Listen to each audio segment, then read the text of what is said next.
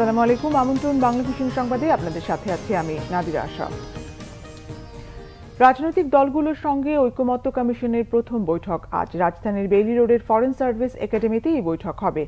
কয়েকটি রাজনৈতিক দলকে বৈঠকে অংশ নেওয়ার জন্য আমন্ত্রণ জানানো হয়েছে। বিএনপির 6 সদস্যের প্রতিনিধি দলের নেতৃত্ব দেবেন দলের মহাসচিব মির্জা ফখরুল ইসলাম আলমগীর। বিএনপি ছাড়াও এ পর্যন্ত সরকারের সঙ্গে বিভিন্ন সময়ে আলোচনায় যেসব দল অংশ নিয়েছে ঐকমত্য কমিশনের সঙ্গে পর্যায়ক্রমে তাদের সবার বৈঠক হবে। ডক্টর মোহাম্মদ ইউনূসের নেতৃত্বাধীন সরকার দায়িত্ব নেওয়ার পর সংবিধান সহ বিভিন্ন বিষয় সংস্কারে 6টি কমিশন গঠন করা হয়। সেই কমিশনগুলোর প্রধানদের সদস্য করে জাতীয় ঐকমত্য কমিশন গঠন করা হয়েছে। কমিশনের চেয়ারম্যান প্রধান উপদেষ্টা ডক্টর মোহাম্মদ ইউনূস, সংবিধান সংস্কার কমিশনের প্রধান আলী রিয়াজ ঐকমত্য কমিশনের ভাইস চেয়ারম্যান। অন্য 5 সংস্কার কমিশনের প্রধানরা এই কমিশনের সদস্য হিসেবে দায়িত্ব পালন করবেন।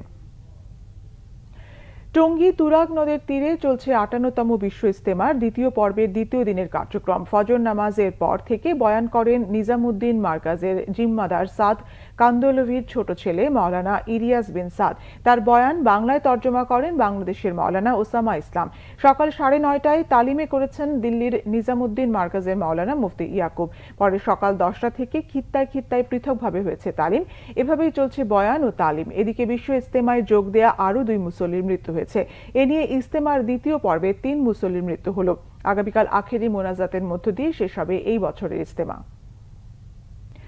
যথাযথ ধর্মীয় মর্যাদা ও ভাবগাম্ভীর্যে পালিত হল পবিত্র শবে বরাত। এই রাত ধর্মপ্রাণ মুসলমানদের কাছে সৌভাগ্যের রাত হিসেবে পরিচিত।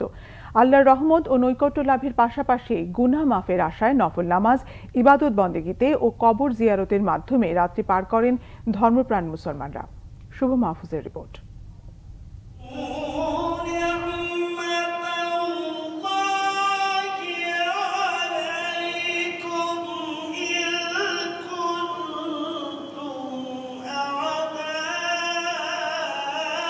মহামান্বিত লাইলাতুল বরাত। পবিত্র কোরআনের ভাষায় একে বলা হয়েছে লাইলাতুল মুবারক বা বরকতময় রাত। নবীজি হজরত মুহাম্মদ সাল্লাল্লাহু আলাইহি ওয়াসাল্লাম বলেছেন, এই রাতে মহান আল্লাহ তাআলা তার বান্দার প্রতি মনোযোগ দেন, ক্ষমা প্রার্থীদের ক্ষমা করেন ও অনুগ্রহ প্রার্থীদের অনুগ্রহ করেন। মধ্য শাবানের এই দিবাগত রাতটিকে মুসলমানরা সৌভাগ্যের রজনী হিসেবে পালন করে থাকেন। শুক্রবার মাগরিবের নামাজের পর ইসলামিক ফাউন্ডেশনের উদ্যোগে বায়তুল মুকাররম মসজিদে পবিত্র কোরআন ও হাদিসের আলোকে লাইলাতুল বরাতের শিক্ষা ও করণীয় নিয়ে আলোচনা করা হয়।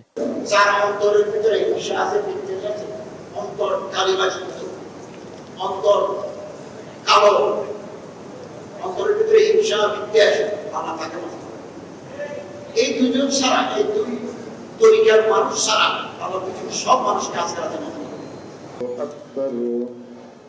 নফল নামাজ, কোরআন তেলাওয়াতের পাশাপাশি রাতভর ইবাদত বন্দিগি ও প্রয়াত প্রিয়জনদের কবর জিয়ারতে মশগুল থাকেন ধর্মপ্রাণ মুসলমানরা। আজকে আমাদের ইবাদত বন্দিগির রাত। আমরা আল্লাহর কাছে চাওয়া পাওয়া আমাদের সকল গুনাহ খাতা আল্লাহ পাক ক্ষমা করুক।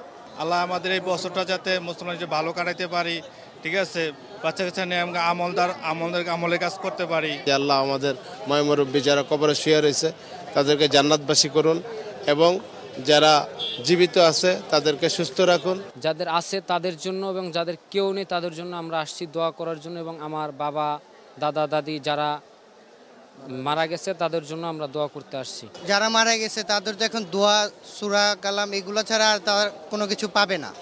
তাদের কবরে আযাব যাতে আল্লাহ মাফ করে দেন। শাবান মাসের পরেই আসে রমজান মাস, পবিত্র শবে বরাত। তাই মুসলমানদের কাছে রমজানের আগমনী বার্তা বয়ে আনে।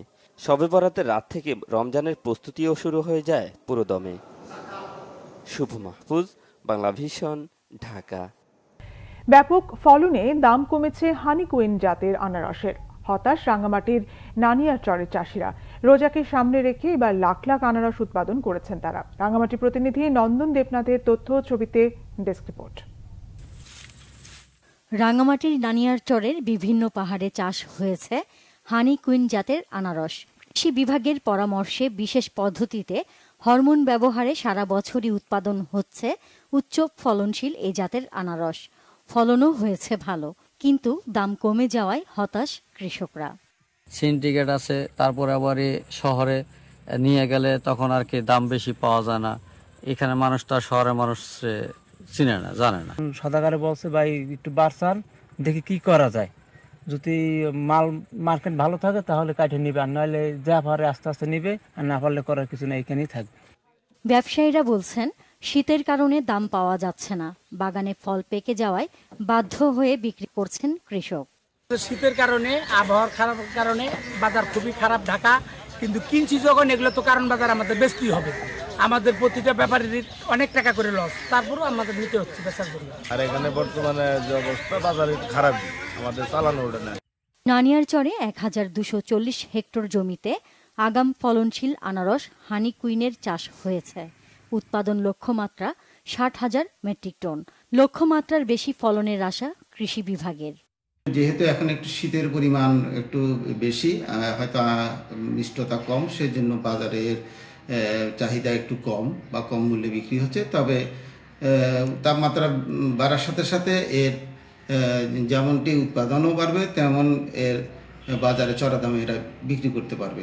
আনারস চাষে স্বল্প সুদে ঋণ এবং জেলায় একটি হিমাগার করার দাবি চাষিদের। Banglavision news desk. ইউক্রেনের চেরনোবিলের সীমান্তবর্তী পারমাণবিক বিদ্যুৎ কেন্দ্রের তেজস্ক্রিয়তা নিয়ন্ত্রণে সুরক্ষা প্রাচীরে ড্রোন হামলা চালিয়েছে রাশিয়া। বৃহস্পতিবার স্থানীয় সময় রাতে এই হামলা চালানো হয়। বিষয়টি নিশ্চিত করেছে ইউক্রেনের প্রেসিডেন্ট ভলোদিমির জেলেনস্কি। আন্তর্জাতিক আণবিক শক্তি সংস্থার বরাতে গণমাধ্যম জানায়, বিদ্যুৎ কেন্দ্র ক্ষতিগ্রস্ত হলেও আগুন নিভে গেছে, বিকিরণের মাত্রাও এখন স্বাভাবিক রয়েছে। তবে বিষয়টির উপর পর্যবেক্ষণ চালিয়ে যাচ্ছে আন্তর্জাতিক পর্যবেক্ষকরা। বার্তা আদান প্রদানের অ্যাপ টেলিগ্রামে জেলেনস্কি লেখেন, পারমাণবিক বিদ্যুৎ কেন্দ্রের ধ্বংস হওয়া ইউনিটের সুরক্ষা প্রাচীরে রাশিয়ার ড্রোন আঘাত হানে, এতে সেখানে আগুন ধরে যায়, পরে আগুন নিভিয়ে ফেলা হয়। তিনি আরও জানান, প্রাথমিক ধারণা অনুযায়ী সুরক্ষা প্রাচীরের উল্লেখযোগ্য ক্ষয়ক্ষতি হয়েছে। এই ছিল এখনকার মতো। পরের সংবাদ বেলা 12টায় দেখার আমন্ত্রণ রইল। এছাড়া বাংলাভিশন সংবাদ ও সংবাদ সংশ্লিষ্ট অনুষ্ঠান দেখতে ভিজিট করুন www.bvnews24.com ও facebook.com/banglavishannews এবং সাবস্ক্রাইব করুন youtube.com/banglavishannews। ধন্যবাদ।